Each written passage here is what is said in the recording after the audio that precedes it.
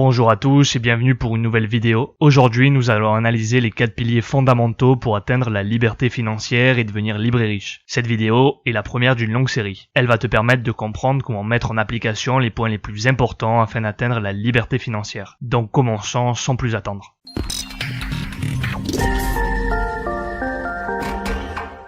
Beaucoup de personnes se demandent comment augmenter la taille de leur porte-monnaie lorsqu'elles n'investissent pas leur argent, lorsqu'elles n'ont pas d'expérience dans ce domaine. Avant même de vouloir faire fructifier ton argent, il va falloir que tes finances personnelles soient saines. Cela représentera la colonne vertébrale des 4 piliers financiers. Bien entendu, si tu n'as jamais reçu d'éducation financière, il est probable que tu sois endetté. Et dans ce cas, pour commencer, tu devras appliquer le premier pilier de la liberté financière.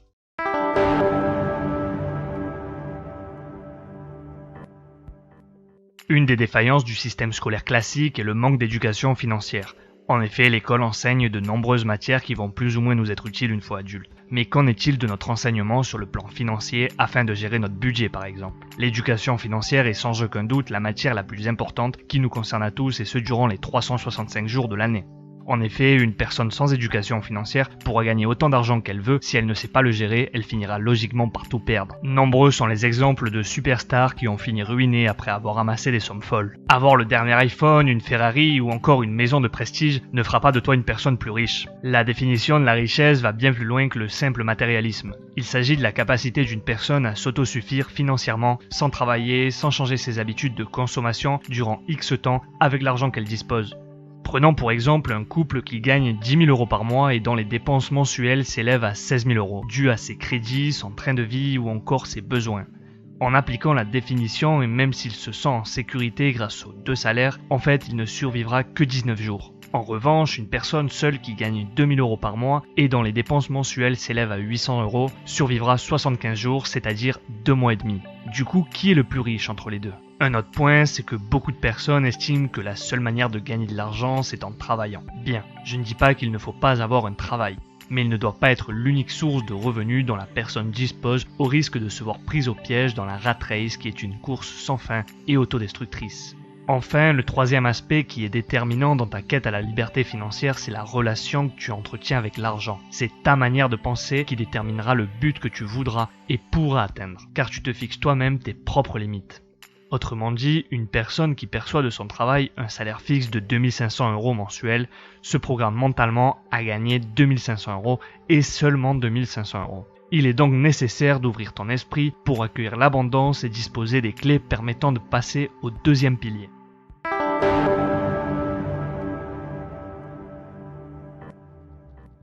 Lorsque tu fais le choix d'investir ton argent, tu dois commencer par l'économiser. Un bon conseil, paye-toi en priorité en réservant au moins 10% de tes revenus à l'épargne. 10% n'est pas une grosse somme. Par exemple, 200 € d'un salaire de 2 000 € peut en théorie parfaitement se mettre de côté. Par contre, si tu es endetté, tu peux commencer par 1%, soit 20 € et augmenter petit à petit. Le plus important étant de prendre cette bonne habitude.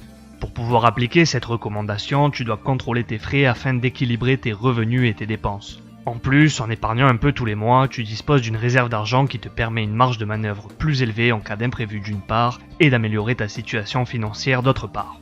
Tout naturellement, lorsque tu commences à avoir une petite épargne, l'objectif est de l'investir pour le faire fructifier. Aussi, pour t'éclairer sur ce point, il faut connaître le troisième pilier.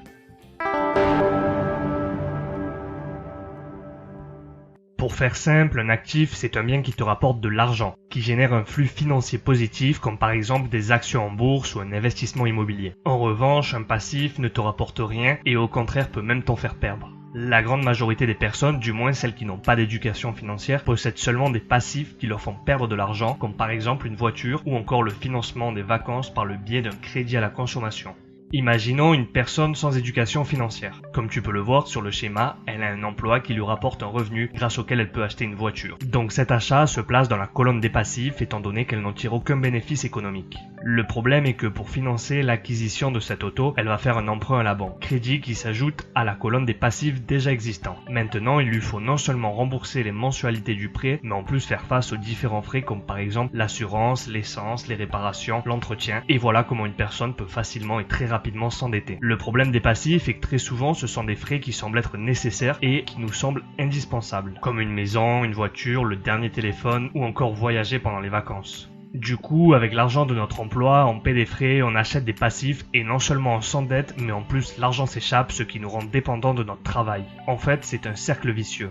Mais alors comment agit une personne ayant reçu une bonne éducation financière? En fait, elle sait équilibrer ses actifs et ses passifs. Elle achète en premier des actifs qui génèrent des revenus passifs, comme par exemple un appartement dont elle perçoit les loyers qu'elle va ensuite réinvestir. Ainsi, les excédents se retrouvent dans la colonne des actifs et la font croître. Conclusion, pour atteindre la liberté financière, ta colonne d'actifs doit être plus importante que ta colonne des passifs. Et donc, si tu veux augmenter tes dépenses et ton style de vie, tu dois d'abord accroître ta colonne d'actifs afin de maintenir ce niveau de richesse et compenser les frais générés par l'acquisition de passifs.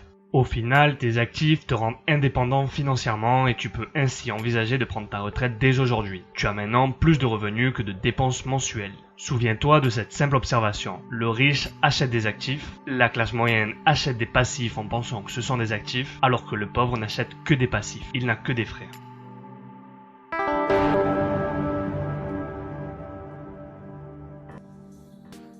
Maintenant que tu connais les concepts d'actifs et de passifs, tu peux commencer à investir intelligemment. En prenant compte du caractère temporaire d'un investissement, ce dernier peut s'effectuer à court terme, moyen ou encore à long terme. Et en fonction du risque qu'il entraîne, la rente peut être fixe ou variable. On parle de rente fixe lorsque l'on connaît d'avance la rentabilité d'un investissement. Les risques sont moins élevés et donc les bénéfices sont plus faibles. C'est le cas d'un compte d'épargne par exemple. En revanche, dans le cas d'une rente variable, on ne connaît pas d'avance la rentabilité puisque celle-ci peut varier. C'est donc plus risqué, mais les bénéfices sont plus élevés. Le meilleur exemple reste la bourse. Généralement, plus le risque est grand et plus la rentabilité l'est aussi. Il existe 4 grandes sources d'investissement à la portée de tous. Premièrement, l'immobilier. Il est considéré comme étant stable, concret et immuable, ce qui lui confère une position de choix comme investissement. Possède l'immobilier et tu posséderas la richesse. Deuxièmement, Internet. Oui, Internet, une des plus grandes révolutions de notre siècle. Environ 4 milliards de personnes y ont accès dans le monde et donc le marché potentiel est énorme. Contrairement à une boutique classique ou un magasin, Internet fonctionne 24 heures sur 24, 7 jours sur 7 et les 365 jours de l'année. Il demande très peu de moyens économiques et pratiques puisque où que tu sois, tant que tu disposes d'une connexion Internet, ton business est capable de fonctionner. Si tu as une idée à promouvoir ou encore un produit à vendre, tu peux en un clic les diffuser, d'autant plus que de nos jours, tout le monde sait utiliser un ordinateur et peut même constituer un tremplin vers d'autres sources d'investissement comme la bourse. Troisièmement, la bourse. Elle est l'investissement incontournable, redouté par beaucoup car peu connu. Il est fréquent d'entendre que c'est un placement à risque. Néanmoins, le succès ou l'échec, la richesse ou la pauvreté dépendent uniquement de l'intelligence financière de l'investisseur et le temps qu'il y consacre. La bourse génère des milliards d'euros chaque jour, toutes les grandes industries y participent et dans presque tous les pays du monde, une bourse régit les marchés. L'avantage de la bourse, c'est la durée de la rentabilité, puisqu'aussi longtemps que la valeur existe, elle peut rapporter des millions d'euros de bénéfices largement au-delà de la valeur initiale investie. Enfin, monter sa propre affaire, être propriétaire d'une entreprise. Avec ce dernier investissement, tu peux engendrer des gains financiers relativement élevés en fonction du succès. Pour créer ta propre entreprise, avoir une idée de génie n'est pas indispensable. Tu peux tout simplement importer un bien intéressant qui n'existe pas dans ton pays et produire à moindre coût à l'étranger. Ou encore améliorer un bien, un service qui existe déjà. Dans notre société actuelle, dite de consommation et en perpétuelle évolution, il est nécessaire de s'adapter et pourquoi ne pas anticiper le progrès. Certes, créer sa propre entreprise requiert du temps, de l'argent et des efforts. Néanmoins, utiliser Internet comme raccourci est un bon moyen de réduire les coûts et de bénéficier du 2 en 1. Au final, tu vois qu'atteindre la liberté financière commence par une prise de conscience, une attitude à avoir vis-à-vis de l'argent afin de comprendre l'importance d'un bon équilibre entre ses actifs et ses passifs. C'est ce qui te permettra de faire fructifier ton argent et ainsi obtenir ta liberté financière. Maintenant que tu connais les 4 piliers fondamentaux, je t'invite à y réfléchir et à faire le point sur la stratégie à mettre en place. Dis-moi quels sont ceux que tu mets déjà en application, sache que je lis tous les commentaires et je me ferai un plaisir de te répondre. Le site internet librairiche.com dont tu trouveras le lien dans la description met à ta disposition d'autres sources de renseignements plus approfondis qui te seront utiles ainsi qu'une section inédite qui résume les livres les plus importants afin que tu puisses gagner un temps précieux dans ta quête à la liberté financière. J'espère que cette vidéo t'a plu, merci de l'avoir regardée. N'hésite pas à la partager si tu penses que d'autres personnes dans ton entourage ont besoin de connaître cette information. N'oublie pas de t'abonner à la chaîne, d'activer la cloche et de donner un j'aime. Tu peux aussi me suivre sur Facebook et Instagram pour continuer à avoir plus de renseignements et de motivation. Et rappelle-toi que la différence entre ce que tu es et ce que tu veux être réside dans ce que tu fais. Deviens libre et riche.